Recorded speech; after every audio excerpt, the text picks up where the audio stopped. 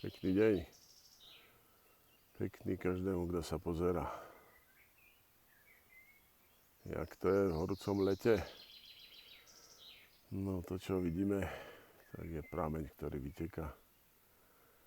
A je to všetko zarastené krovinami a sú tu aj stromy.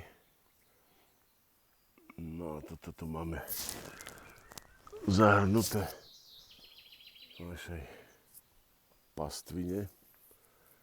Takže dobytok sa schováva pod korunami týchto stromov a tú vytekajúcu vodu vlastne využíva na to, aby sa ochladzoval.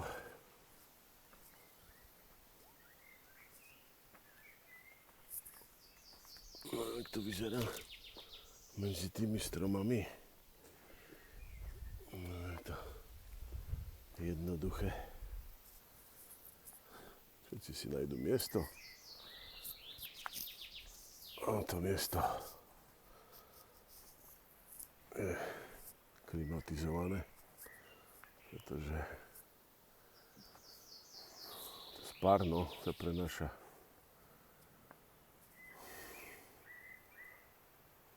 je tu spusta otravného zmizu len tým, že sú takto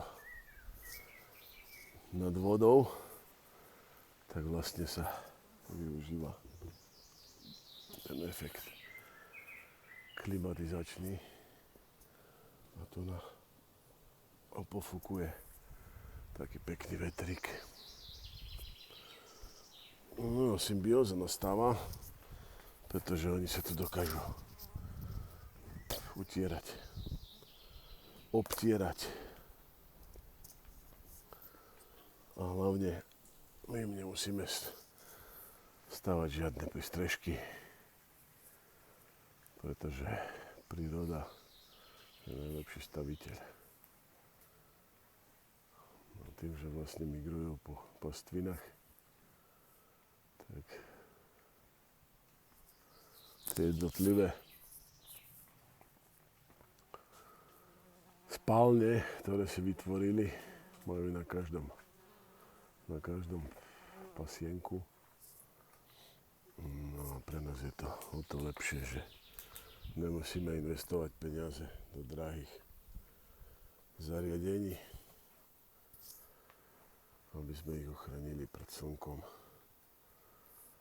a aby nám priberali, pretože keď je moc horúco, tak ani ten dobytok nechce sa pasť, ale tým, že je 24 hodín na paši, tak tú periódu pasenia si volí sám a takisto aj podľa toho, že jak mu to pasuje, tak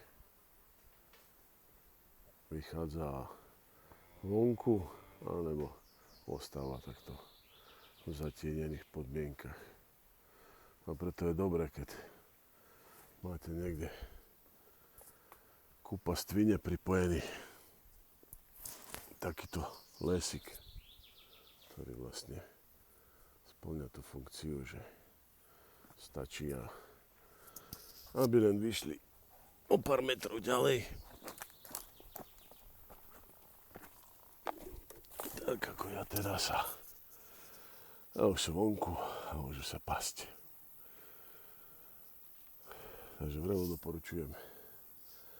Vyhýbajte sa plastovým zariadeniam, ktoré kazia vzhľad v prírode a využívajte ochrany kryt stromov. Je to jednoduchšie a hlavne je to lacné riešenie.